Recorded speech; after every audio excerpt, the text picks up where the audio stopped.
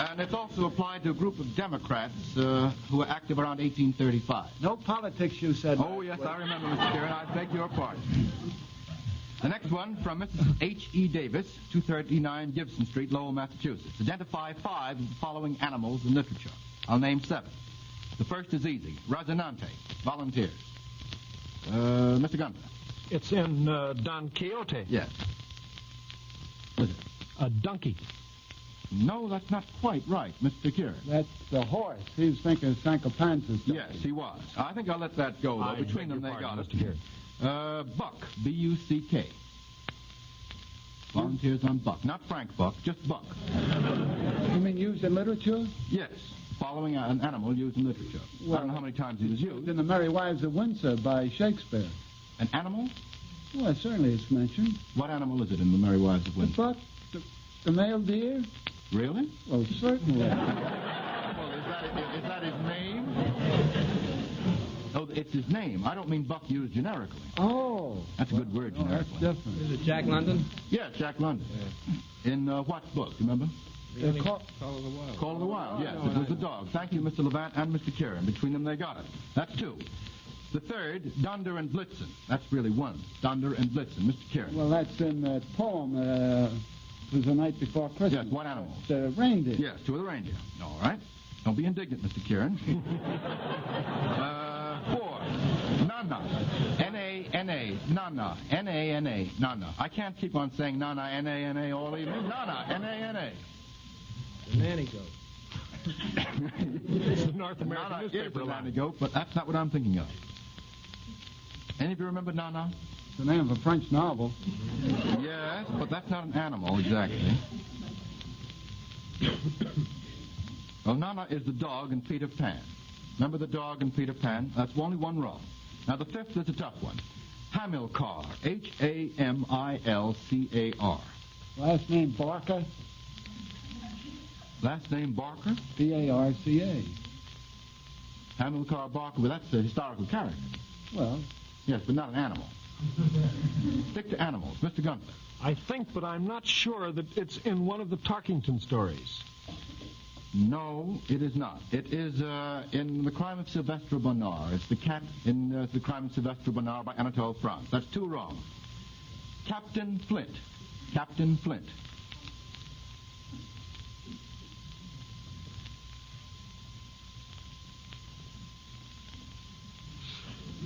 Oh, that's too bad. That's too bad. It's the parrot in Treasure Island. Long John Silver's parrot, I believe it was. And finally, Archie. Archie, Mr. Kieran. that's a friend of my Hitterbull the cat. Yes, and would you identify it further? John Marquis's cockroach. John Marcus's cockroach. Well, we got 3 wrong out of that, and that's going to cost us $5. The next one, from Albert E. Leeds, 6241 Addison Street, Philadelphia, Pennsylvania. Now listen to this one. If the sun stopped shining on the other side of the earth, could a girl be kissed in the moonlight on this side? If the sun stopped shining, I rather like that one. If the sun stopped shining on the other side of the earth, could a girl be kissed in the moonlight on this side? That's not a bad popular song, Mr. Levant. Mr. Jaffe. I don't believe she could. Why? That's the correct answer, so we're all right. Why couldn't Because she? the moon's light comes from the sun. Yes, it's And reflected. the earth would hide the sun's light, and therefore the moon would not be visible. Yes, the moonlight is only reflected sunlight. And if the girl wasn't kissed... If the girl wasn't kissed, Mr. Jaffe, that means there'd be no reflection on the moon. No reflection on the No girl. reflection on her sun. I beg your pardon? There'll be no reflection on her sun. There'll be a mighty poor reflection on the man. Well, we're $20 down. Now, boys, perk up, buck up, and perk up again. And let's see if we can do better for the rest of the evening. The next question comes from Miss Virginia Bourne Mueller, 337 28th Avenue, San Francisco, California. What movie stars introduced or are identified with 6 out of these 7 favorite songs of the screen? I'll read the name of the song, and then a few bars will be played by the pianist. 1, One Night of Love. Grace Moore. Mr. Levant? Grace Moore. Yes. What was the name of the motion picture? As far as I'm concerned, One Night of Love. One Night of Love. Right. Night and Day. The Gay Divorcee. Mr. Levant? The Gay Divorcee. Yes. Who is responsible for introducing it? What movie star? Fred Astaire. It was in a play originally, a musical show. Yes, that's right. 3 Dark Eyes.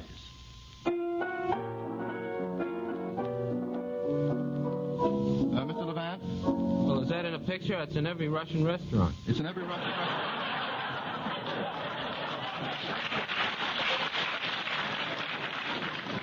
That's true about the Russian restaurants, but I'll have to ask you to give me a picture in addition for the same money, Mr. Levant.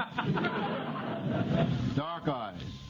Oh, that was a French picture called Dark Eyes with Simone, and Harry Bauer.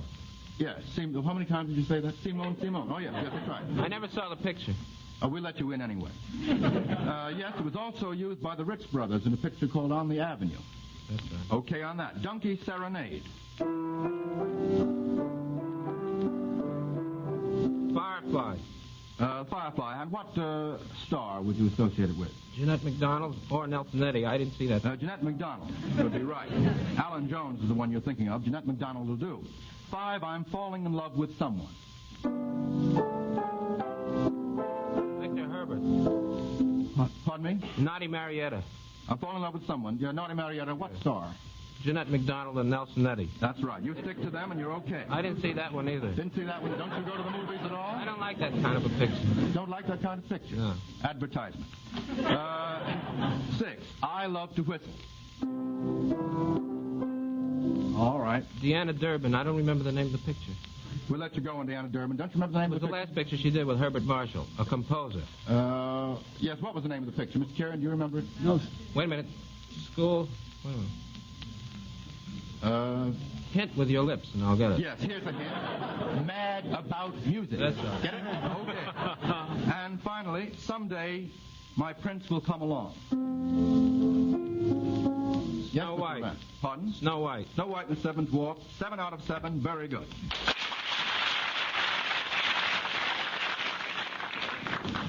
Now, before I read the next one, I'm going to ask which of you gentlemen are married. Will you raise your hands if you are not married? All married? No, I'm not married. Not married. There's a scared look on your face then, Mr. Levant. All right. I want to know who's married and who's not before I go into this question. From Mr. George S. Holtz, 56 West Alvord Street, Springfield, Massachusetts. According to Samuel Hoffenstein, men in single state should tarry, while women, I suggest, should marry. That's a quotation from Samuel Hoffenstein. Quote 2 other well-known, uncomplimentary comments on marriage. Now, if you want Mr. Levant to be the only one to answer these, the rest of you, all right. Mr. Kieran, do you want to leap into this breach?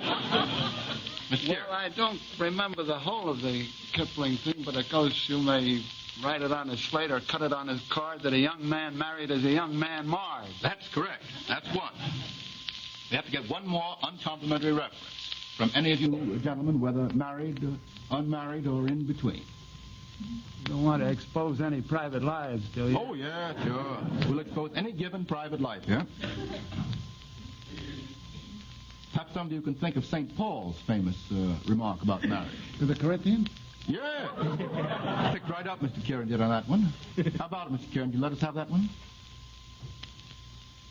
One of the gloomiest remarks ever made about marriage. St. Paul's... Marry in haste, repeated leisure. I beg pardon? Marry in haste, repeated leisure.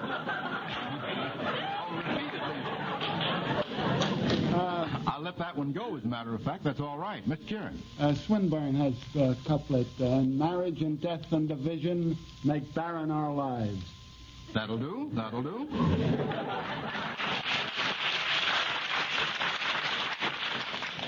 Can any of you remember the famous epigram about second marriage? Yes. What does it represent? Triumph of hope over experience. Very good, Mr. Kieran.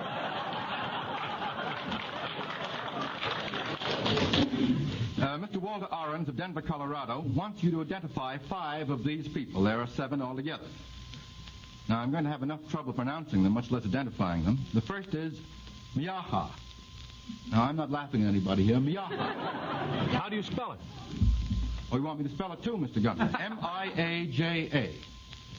Oh, he's the loyalist general, first in command of the defense of Madrid, and then, I believe, on the Valencia sector. That's correct. Thank you very much, Mr. Gunther. To Itagaki.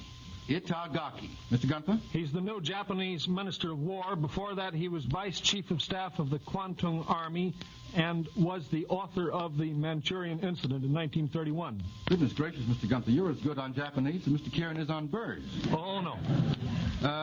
3. Reza Shah Pahlavi.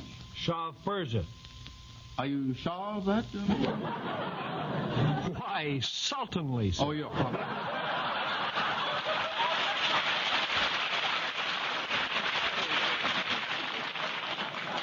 Mr. Gunther, you can only get away with that sort of thing once on this program. 4. Bela Kun. Oh, he was the communist dictator of Hungary in 1921 or 22. That's has correct. since gone back to Russia, and I believe is still living there. That's remarkable. The latter part. 5. That's correct. Primo de Rivera. Primo de Rivera. Mr. Gunther? He was the Spanish general and politician who was dictator in the last years of King Alfonso's reign. That's correct. 6. Now, the next one I'm going to do my best to pronounce. I'm sure I'll get it wrong. Tufik Rashdu Aras. You know that, Mr. Gunther? Yes, he's the Turkish foreign minister, but the reason the name is difficult is he changed it recently from Tufik Rushdie Bey. Well, do you think that was easier before? He was a doctor of medicine in Salonika before he became a politician, and then a young Turk, and then the Turkish foreign minister. Thanks very much. And 7, V.J. Patel. That's P-A-T-E-L. Oh, he's one of the 3 or 4 leading members of the Indian National Congress under Mr. Gandhi. He's the boss of Bombay. Mr. Gunther got 7 out of 7. I think that's pretty darn good rate. Now, the next one is not in anybody's field, really, because it has to do with money. The next one is from Mrs. Yvonne Jelliff, 77 Brookside Avenue. In what often quoted connection is each of 5 of the following sums of money familiar? Now, there are 7 altogether. Not 1 cent. For tribute. That's correct. Millions for defense, but not 1 cent for tribute. Second is 5 cents, or 5 cent.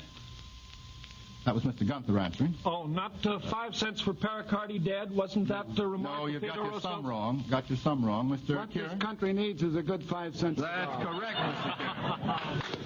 Kieran. 3, a guinea. How about... The rank is but the guinea stamp. Yes, correct. And the man for all that. Give me the moonlight, give me the gal, and leave the rest to me. Either one. 4, dime. 10 cents a day. All right, I let that one go. How about, brother, can you spare a dime, Mr. Levant? I like 10 cents a day. All right, we'll let that 10 cents a dime go. How about pieces of 8? Pieces of 8. Pieces of 8 as in Stevenson's Treasure Island. Yes, we got it this time. That's the same old parrot that we met before but didn't recognize. 20 pieces of silver. 20 pieces of silver. 30? Could you make it? Don't bargain with me. No, I'll make it 20. 20 pieces of silver. They've got all the others so far. It's the amount for which Joseph was sold by his brothers to the Ishmaelites. It's in the Old Testament, of course. And finally, 6,000 ducats. 6,000 ducats. Merchant of Venice. That's correct. Do you happen to remember the quotation? I'll let that one go. Merchant of Venice is correct. No, I'm afraid not. If every ducat in 6,000 ducats were in 6 parts and every part a ducat, I would not draw them. I would have my bond. Well, that's... in fact, we got every one of those except one, I believe. So far, we're down $20. We've paid out exactly $20, and I'm afraid that'll be the last one for tonight. Thank you all, members of the board, and all the folks that have submitted questions. One more thing. Your Master of Ceremonies is forced to make a hurried trip to New Mexico next week, and he won't be with you next Tuesday. But George S. Kaufman, one of America's most brilliant wits and dramatists, Pulitzer Prize winner, Broadway genius, will take my chair, and good luck to him. And here's something to watch for. His guest of honor will be Moss Hart, who's collaborated with him on many successful plays, and who now, for 1/2 hour,